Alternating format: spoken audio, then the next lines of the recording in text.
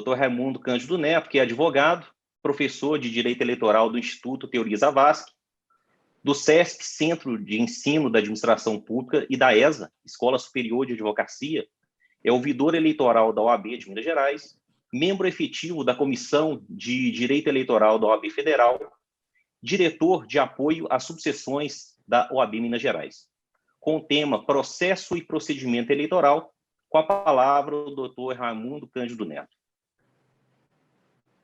Muito obrigado, meu amigo Flávio, não só por me oportunizar a palavra neste momento ímpar, né, para a advocacia eleitoral, para a advocacia civilista de todo o estado de Minas Gerais, mas, sobretudo, pelo trabalho importante que Vossa Excelência tem feito na Comissão de Direito Eleitoral da OAB Minas, teve uma participação relevante aí no papel institucional da OAB nas eleições e por eleições limpas. Queria cumprimentar todas as autoridades presentes e que nos assistem pelo YouTube, na pessoa do presidente da Comissão de Processo Civil da OAB, conselheiro seccional dos mais atuantes, meu amigo, professor Bernardo Câmara. Parabéns, Bernardo, por, juntamente com sua diretoria, fazer acontecer o maior evento de direito da OAB Minas na história, né? Eram 12 mil, salvo o melhor juízo, inscritos, ou mais de 12 mil inscritos, até o início do evento. Eu tenho certeza que nós ainda superamos esses números. Queria cumprimentar de forma muito especial essas duas brilhantes advogadas que me antecederam aqui e que me fazem ter uma responsabilidade muito grave aqui na minha fala. A doutora Marilda Silveira, que é uma advogada mineira, mas nacional, né? Renomada em todo o Brasil. A minha amiga, colega, doutora Adriana Belli, que foi, inclusive, juíza aqui da Corte Regional Mineira, a quem nós temos muita admiração. E também dizer, Flávio, da felicidade de vocês ao organizar e trazer o painel de direito eleitoral para o Congresso de Processo Civil.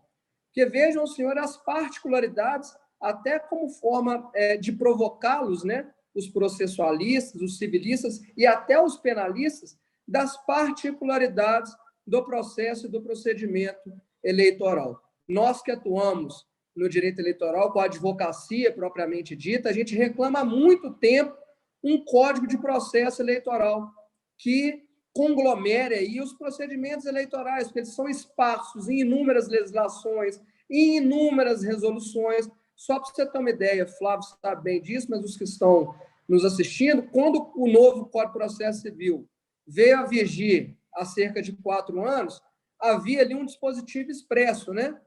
Que o Código de Processo Civil aplicar-se-á subsidiariamente ao processo eleitoral. E aí nós começamos a debater o que se aplicaria ali no direito eleitoral, né? E acabamos por ver, como a Marilda disse no início da sua fala, uma resolução do TSE, depois de muito debate, dizendo ali que muitos dos dispositivos não se aplicavam de forma alguma ao processo eleitoral. Para os advogados, sobretudo os mais jovens, que são apaixonados aí pelos direitos específicos, especiais, por exemplo, o prazo em dia útil não se aplica e nunca se aplicou ao processo eleitoral. O termo inicial das contagens de prazo, a juntada da intimação, a juntada do AR, juntada de mandado, isso nunca se aplicou também no processo eleitoral. Durante o período eleitoral, para os espectadores, sobretudo os que não têm familiaridade com o direito eleitoral, durante o processo eleitoral, a forma de intimação é uma. Publica-se ali acordo em sessão, publicam-se intimações em murais eletrônicos e virtuais, e fora do processo eleitoral, a intimação é outra, publica-se no Diário Oficial, tal qual nos outros ramos do direito. Então, são muitas especificidades que fazem com que a advocacia eleitoral, que os advogados eleitoralistas tenham bastante dificuldade em uniformizar e unificar aí as normas de processo propriamente dito, né, de procedimento. Para os senhores terem uma ideia, nós fomos uniformizar o prazo de recurso outro dia, numa dessas mini-reformas que, na verdade, são enormes reformas que acontecem às vésperas de cada ano eleitoral, né? Que aí os prazos foram todos unificados em 3 dias. Antes nós tínhamos prazos recursais de 3 dias, de 24 horas, e outros pela legislação esparsa. Só para os colegas, sobretudo, repito, os que não têm familiaridade com o direito eleitoral entenderem, a gente vai para uma audiência num processo de cassação de registro, ou de diploma, ou de mandato, ou até numa audiência em registro de candidatura, que é incomum, mas acontece, a gente sempre vai com um monte de precedente na mão, um monte de julgado, porque, infelizmente, a gente chega, ainda mais Minas Gerais, Marildo, você conhece bem, são 853 municípios, a gente chega para fazer uma audiência, não leva o nosso cliente, que normalmente é o candidato, e aí a primeira coisa que a gente escuta é: cadê o réu? Aí você tem que explicar que não há previsão ali no artigo 22, a Lei Complementar 6490, de depoimento pessoal. Ah, mas se aplicar o CPC é depoimento pessoal, mas se aplicar o CPP é interrogatório, e interrogatório é peça de defesa, então estou dispensando o meu cliente de comparecer. Aí vira aquela bagunça, as ações e as audiências eleitorais já geram por si só um verdadeiro espetáculo, são bastante atraentes, né? Muitos curiosos, né? As audiências normalmente estão lotadas de espectadores, e aí já começa ali numa questão que seria facilmente resolvida se existisse uma unificação dos procedimentos. Aí você arranca um precedente de um candidato famoso a presidente da República, em que o Supremo Tribunal Federal estabeleceu que o rito da 6490, do artigo 22, não prevê o depoimento pessoal, então haveria ali a dispensa. E mesmo assim, alguns juízes mitigam, é uma confusão danada. Por exemplo, a turma do direito civil e do direito penal recentemente se acostumou com a audiência una, com levar testemunha independentemente de intimação. E isso a gente já faz no processo eleitoral e nas ações eleitorais há muitos anos. E é outro problema grave que nós temos com o juiz. Porque, por exemplo, tem uma ação eleitoral lá dizendo que houve compra de voto. E a prova para comprovar a compra de voto é exclusivamente testemunhal. E ela rola 10 testemunhas e não leva nenhuma. É muito comum no direito eleitoral. E aí chega lá, você está da outra parte, defendendo o prefeito eleito, explica para o juiz, mesmo antes do CPC, que o rito do artigo 22 prevê que as testemunhas deverão comparecer independentemente de intimação, muito antes, repito, do novo ordenamento processual, do novo digesto nacional. E aí o juiz mandava o oficial de justiça e falava que a polícia ia buscar as testemunhas, porque senão a outra parte não teria condição de produzir aquela prova que era imprescindível, sobretudo quando nosso ex-adverso é o Ministério Público, né, Marilda, né, Adriana? Quando é o Ministério Público, há uma tendência, infelizmente, forte do juiz tentar auxiliar aí a resolver a questão probatória. A verdade, na prática, é, infelizmente, essa.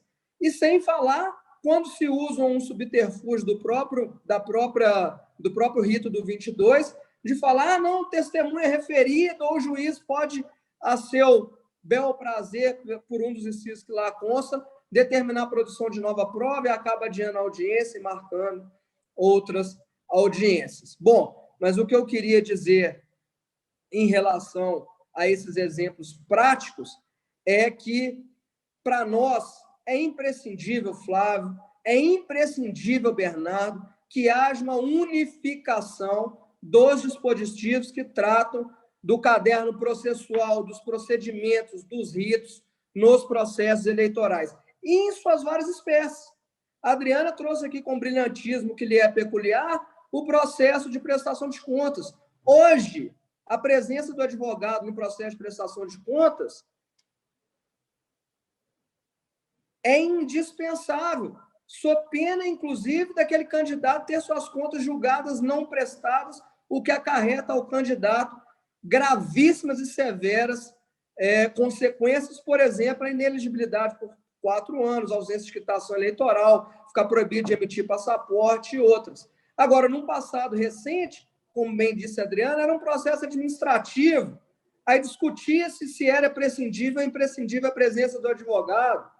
Já teve uma época, e eu comecei muito jovem, teve uma época que não se admitia recurso especial e recurso extraordinário em processo de prestação de contas.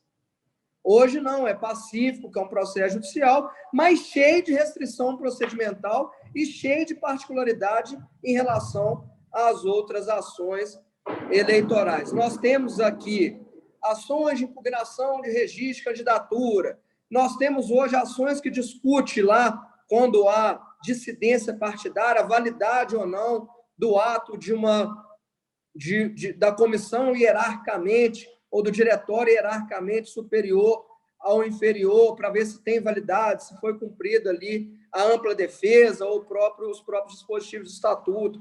Nós temos ações mais conhecidas e propagadas, as ações eleitorais de investigação judicial eleitoral, de impugnação do mandato eletivo. Então, cada uma dessas com seus objetivos e, por óbvio, com as suas particularidades e restrições ou com o que se destinam através daquelas eleições, tendo prioridade e preferência ali. Mas isso tudo devia estar reunido num código único. Querem um exemplo, muitas das vezes bizarro para quem atua em outros ramos? Nós temos uma ação, frise, ação no direito eleitoral que chama recurso contra a expedição de diploma. E, apesar do nome ser recurso, não é um recurso, é uma ação. E olha as particularidades dessa ação, Bernardo. Você interpõe ela na origem, na primeira instância, mas ela se destina à segunda instância, competência originária, por exemplo, em eleições municipais, do TRE.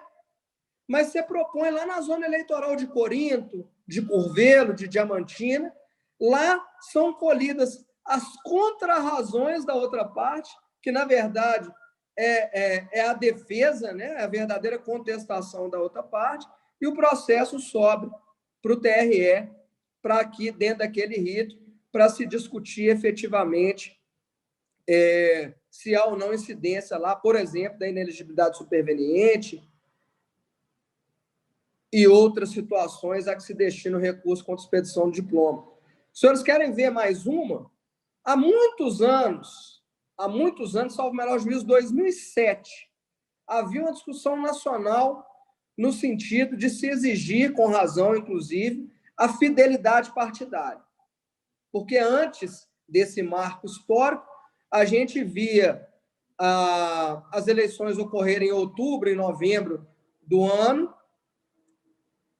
a maioria dos eleitos por determinados partidos ali se fazia um mapa do Congresso para aquela eleição, e já no dia da posse o mapa do Congresso era outro, porque a maioria dos candidatos mudavam de partido porque não havia qualquer consequência. Veio o julgamento do Supremo Tribunal Federal dizendo que, em outras palavras, que o mandato pertence ao povo, que o deposita no partido, que o exerce através do seu representante, o que significa que o mandato pertence ao partido.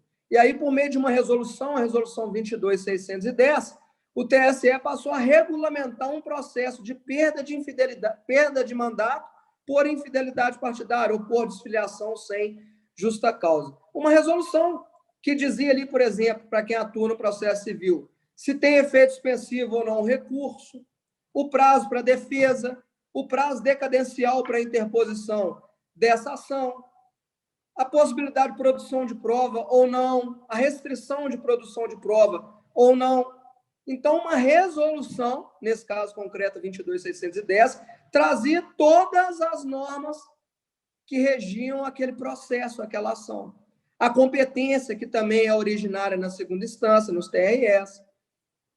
Enfim, e aí a gente vai compilando ação por ação, a gente vê que cada ação eleitoral tem um rito diferente das outras. E isso é um problema para o advogado eleitoralista, mas é um problema muito maior para os operadores do direito eleitoral, porque nós, advogados, somos obrigados a estar treinados, especializados, atualizados, e nem sempre os juízes, por exemplo, que eles são emprestados da Justiça Comum e de outros órgãos da Justiça, nos tribunais regionais eleitorais tem juiz federal, tem desembargador de tribunal estadual. Então, eles não têm o costume, a lida diária com essas particularidades. E acabam, muitas das vezes, prejudicando ou sendo prejudicados por todas essas complexidades de normas processuais. Eu acho que eu já estou aqui a estourar meu tempo.